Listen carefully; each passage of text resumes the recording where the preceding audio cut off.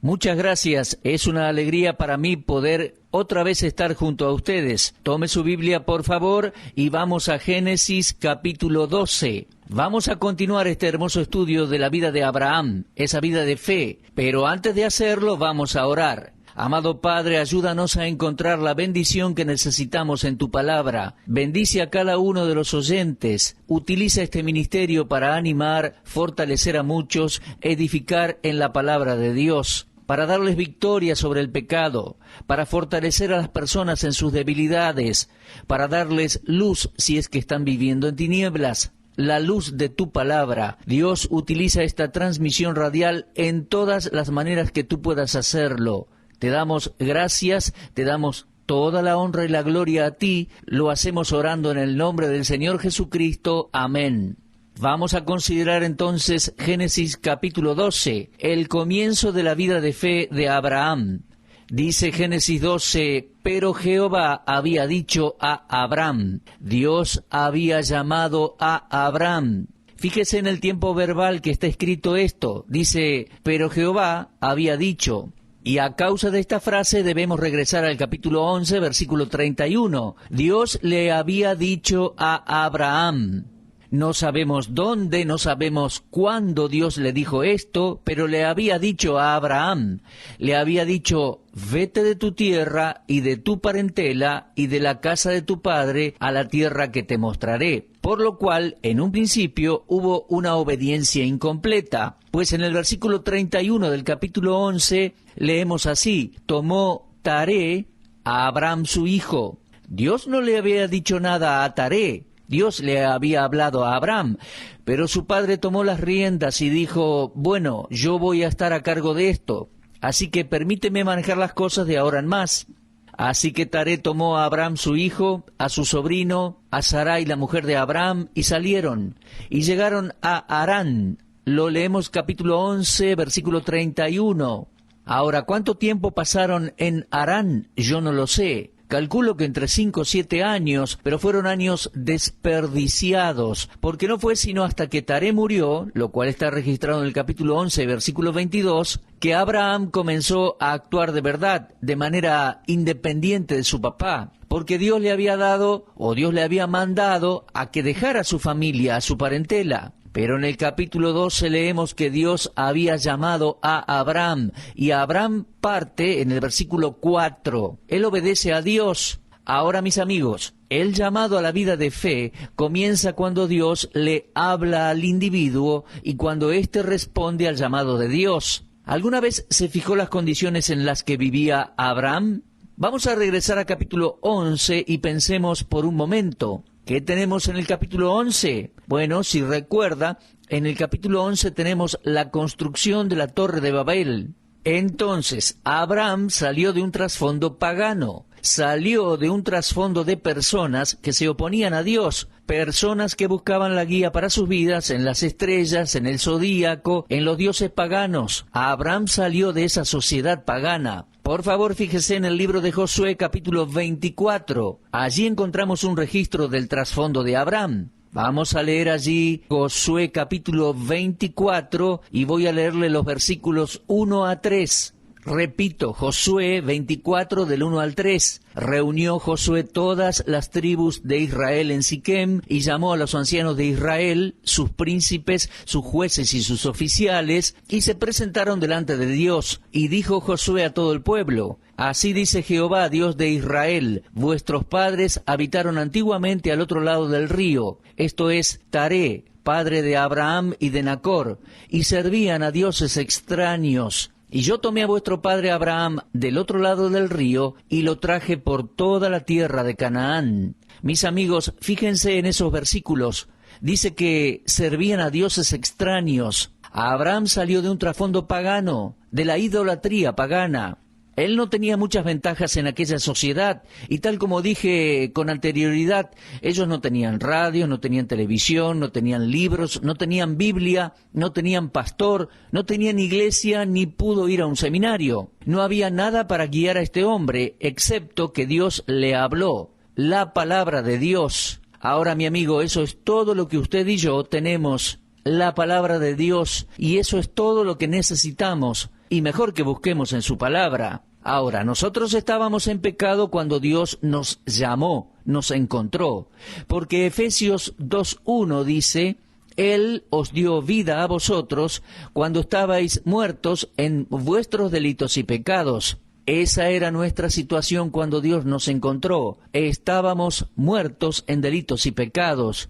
Así estaba yo cuando Dios me encontró. No en la idolatría pagana, pero sí espiritualmente muerto. Así que tenemos el llamado soberano de Dios, pero también aquí aparece la responsabilidad del hombre. Ambas verdades son enseñadas por toda la Biblia. Ambas están allí y voy a aceptarlas. Dios llamó a Abraham desde su soberanía, pero Abraham tenía que responder el llamado. Así que tenemos el llamado a la vida de fe, la cual comienza con la palabra de Dios hacia el individuo y el individuo respondiendo al llamado de Dios.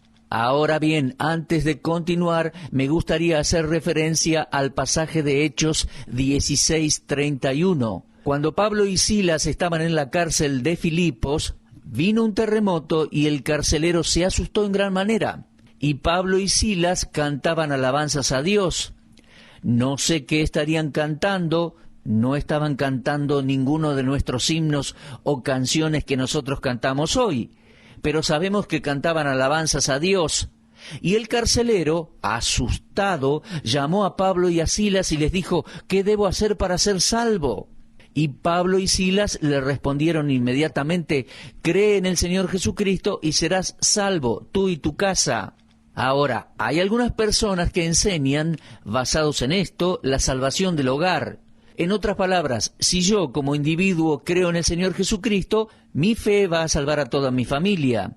Yo creo, mis amigos, que eso no es lo que la Biblia enseña. Sus hijos no estarán en el cielo porque usted vaya camino al cielo. Y usted no estará en el cielo porque su papá haya sido salvo. Hechos 16:31 simplemente significa lo siguiente: usted, señor carcelero, crea en el Señor Jesucristo y será salvo, y su familia, si también cada uno de ellos cree en el Señor Jesucristo, será salva. Dios solo tiene una manera de salvar personas, mi amigo, y eso es a través de la fe, y es siempre la fe del que se salva. Recuerde, el llamado de Dios a Abraham fue personal e individual, y Abraham respondió personal e individualmente. Y más adelante va a ver que la salvación de Abraham no salvó a su sobrino Lot, ni a su esposa Sarai. Cada uno de ellos eran creyentes en la palabra de Dios. Dios le habla al individuo. Dios tiene hijos, pero no tiene nietos o familiares.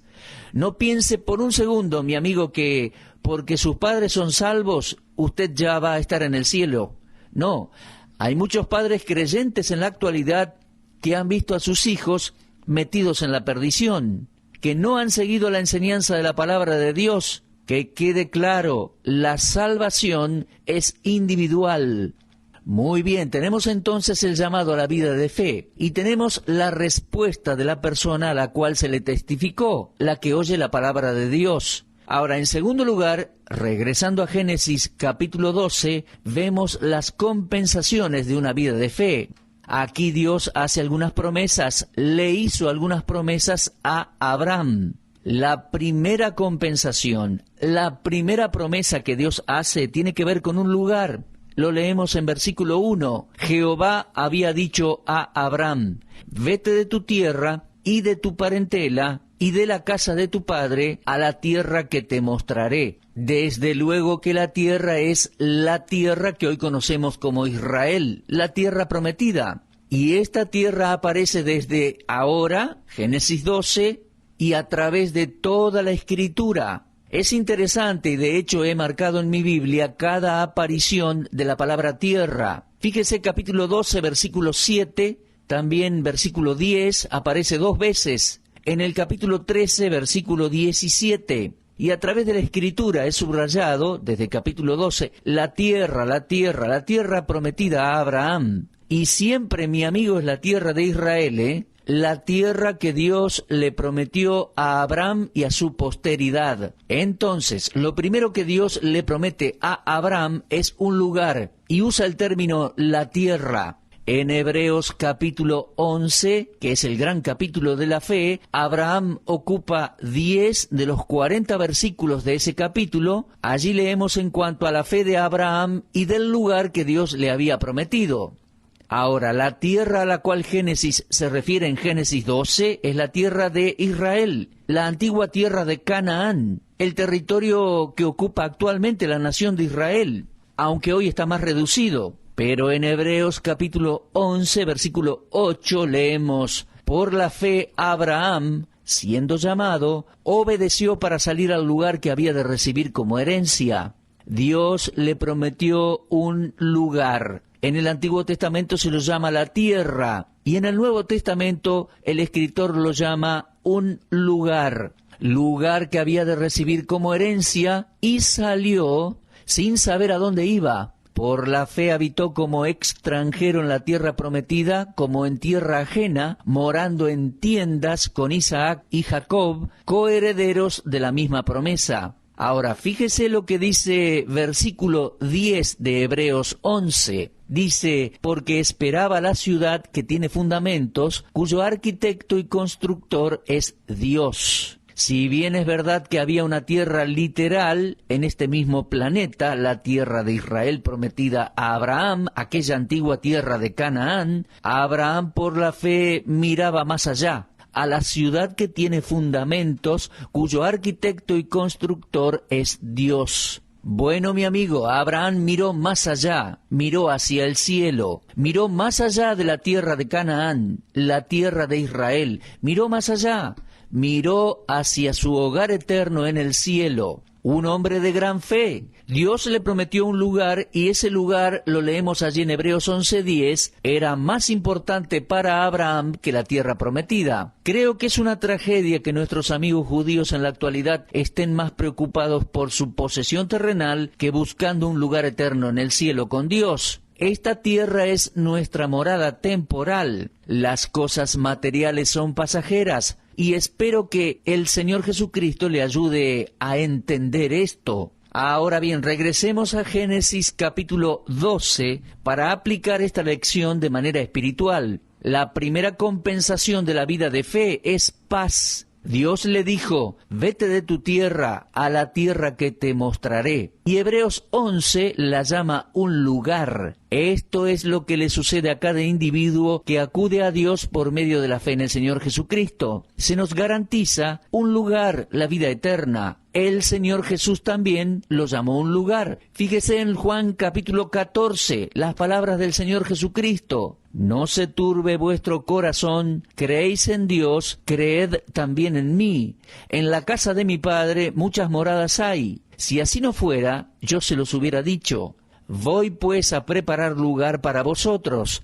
Y si me fuere y os preparare lugar, vendré otra vez y os tomaré a mí mismo, para que donde yo estoy, vosotros también estéis. Allí lo leo claramente. El Señor dijo: voy pues a preparar lugar para vosotros. Mi amigo, cuando uno confía en Cristo, tiene la seguridad de un lugar que Él mismo, nuestro Salvador, se fue a preparar para nosotros. Me gustaría que vaya en su Biblia Apocalipsis 21. No se me ocurre una mejor manera de concluir esta idea del lugar que dándole un vistazo breve al lugar que Dios preparó para nosotros. El lugar que el Señor fue a preparar para todos los que confían en Él. Ese es el lugar. Creo que esto va a ser de gran consuelo para muchos oyentes y de especial manera para aquellos de avanzada edad. Tal vez usted está esperando el día en que pueda entrar a su hogar eterno. Bueno, Apocalipsis 21 nos dice algo en cuanto a eso, Fíjese: vi un cielo nuevo y una tierra nueva, porque el primer cielo y la primera tierra pasaron, y el mar ya no existía más. Y yo, Juan, vi la santa ciudad, la nueva Jerusalén, descender del cielo, de Dios, dispuesta como una esposa ataviada para su marido. Juan el apóstol la llama la nueva Jerusalén y dice que desciende del cielo. Ahora, esta ciudad no es el cielo mismo, pues desciende del cielo, de Dios. Y eso significa que es una especie de ciudad satélite. Así que tenemos una ciudad satélite suspendida en el espacio. Un lugar preparado especialmente, la nueva Jerusalén. Y Juan dice, oí una gran voz del cielo que decía, he aquí el tabernáculo de Dios con los hombres, y Él morará con ellos, y ellos serán su pueblo, y Dios mismo estará con ellos como su Dios. Enjugará Dios toda lágrima de los ojos de ellos. Apreciado hermano, este es el lugar que Dios está preparando para nosotros, el lugar a donde mora Dios. Según vemos en el versículo 3, Dios mismo va a estar con nosotros, seremos su pueblo. Dios enjugará toda lágrima de los ojos de ellos, de nuestros ojos. Algunos de ustedes, escuchándome, últimamente han derramado muchas lágrimas. Tal vez usted pasó por mucho dolor y tristeza. Quizás su corazón está roto o está cargando con una carga pesada y se pregunta si esta carga se va a terminar algún día o no. Tal vez no sea en esta vida, mi amigo. Es posible que Dios no lo libre o no nos libre de ciertas cargas. Pero una de las compensaciones de una vida de fe es la garantía, la promesa de parte de Dios mismo de que hay un lugar mejor, tal como Dios le prometió una tierra a Abraham. Un lugar. De la misma manera el Señor Jesucristo nos dijo, voy pues a preparar lugar para vosotros. Ese lugar es un lugar en el cual no habrá lágrimas. Y además nos dice el versículo 4, que no habrá allí más muerte. Piénselo, no habrá más muerte. ¿Cuántas veces estuve frente a un ataúd para predicar en un sepelio? En algunos casos, el ataúd de algún ser querido mío. Esas experiencias son muy tristes, traen dolor y lágrimas, pero gracias a Dios que lo mejor aún está para venir. Ya no habrá más muerte, no habrá más llanto, no habrá clamor ni dolor, porque las primeras cosas habrán pasado. Y le estoy hablando a usted, mi amigo, hermano, hermana, que sabe muy bien lo que es el dolor. Lo ha experimentado por años. Me acuerdo en este momento de una apreciada hermana en otra ciudad que ha estado muchos años en cama, con una artritis muy fuerte, sin poder moverse. La tienen que atender constantemente, cada día de la semana, y esa mujer sabe lo que es el dolor. Pero para quien esté en una situación así, tengo buenas noticias.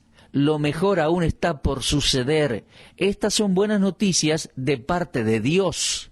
El Señor Jesucristo dijo, voy pues a preparar lugar para vosotros, un lugar para usted, un lugar a donde Dios está, donde vive, donde mora, un lugar en el cual no habrá más lágrimas, no habrá más dolor, ni muerte, ni más tristeza, porque dice, las primeras cosas pasaron. El premio para una vida de fe es un lugar que Dios prometió a aquellos que andan por fe. Abraham fue llamado por Dios, obedeció a Dios y Dios le garantizó un lugar. Muy bien, vamos a regresar ahora a Génesis capítulo 12. Vemos en segundo lugar que Dios le prometió además una posteridad. En Génesis 12:2, Dios le dijo, haré de ti una gran nación. Una gran nación. Ahora, esa posteridad aquí era la simiente física, la descendencia física de Abraham. Y me gustaría leerle algo allí en Génesis 15, comenzando con el versículo 1. Después de estas cosas vino la palabra de Jehová a Abraham en visión, diciendo, no temas, Abraham, yo soy tu escudo, y tu galardón será sobremanera grande. Y respondió Abraham, Señor Jehová, ¿qué me darás, siendo así que ando sin hijo? Y el mayordomo de mi casa es ese Damasceno Eliezer. Dijo también Abraham, mira que no me has dado hijo, no me has dado prole. Ahora, ¿por qué Abraham dijo eso? Porque en el capítulo 12, Dios le prometió un descendiente, y él estaba recordando a Dios lo que le había prometido. Le estaba diciendo, mira, no me has dado prole, he aquí que será mi heredero, un esclavo nacido en mi casa. Pero luego vino a él la palabra de Jehová diciendo, no te heredará sino un hijo tuyo será el que te heredará. Y lo llevó afuera y le dijo, mira ahora los cielos y cuenta las estrellas, si las puedes contar. Y le dijo, así será tu descendencia. Esta fue la promesa de una posteridad, de una descendencia. Ahora sabemos que la posteridad vino. Nosotros ahora sabemos que nació Isaac. Y sabemos que los hebreos salieron de los lomos de Abraham. Él es el padre de la nación. Eso lo sabemos por las Escrituras. Se cumplió en gran medida y en gran manera la promesa de una posteridad. Ahora me gustaría aplicar eso por un momento. Permítame aplicarlo a la vida del creyente espiritualmente. Queridos oyentes, en el momento en que venimos por la fe a Cristo, tenemos la promesa de posteridad espiritual, la promesa de traer fruto para Dios. ¿Y cuál es esa posteridad? Es una posteridad espiritual, se llama fruto. En Lucas 1:42, Elizabeth le dijo a María, bendito es el fruto de tu vientre. Ella llamaba al bebé fruto del vientre. Tenemos que llevar fruto para Dios. En Juan 15 encontramos el gran capítulo que habla en cuanto a dar fruto. El creyente va a dar fruto, va a llevar fruto. Allí el Señor Jesucristo dijo, yo soy la vid verdadera y mi Padre es el labrador. Y luego le dijo a los discípulos, yo soy la vid, vosotros los pámpanos.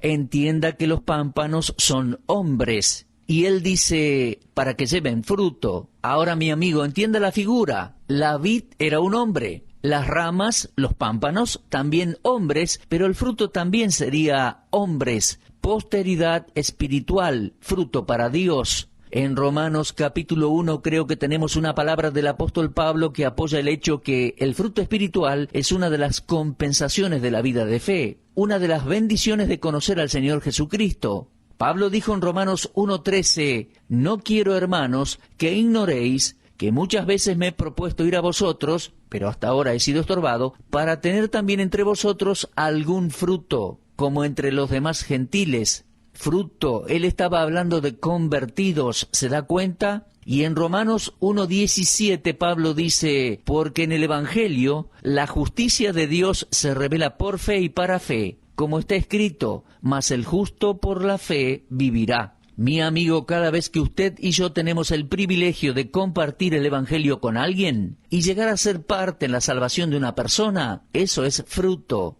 eso es posteridad espiritual. Cuando Pablo le escribió a Timoteo en sus epístolas, cabe recalcar que en el capítulo 1 de cada epístola, él le llama a Timoteo hijo en la fe. Ahora, Pablo no era el padre terrenal de Timoteo. Timoteo no era el hijo terrenal de Pablo, su hijo físico, no. Pablo estaba hablando allí de hijo en el sentido espiritual. Posteridad, fruto espiritual. Cada alma que esté en el cielo, en cuya conversión nosotros hayamos tenido parte, será parte de la posteridad de la cual hemos sido privilegiados de presentar ante Dios. Oh, mi amigo, cada vez que ore por el ministerio, nuestro ministerio, cada vez que haga una contribución, estará juntando fruto para Dios en la posteridad espiritual.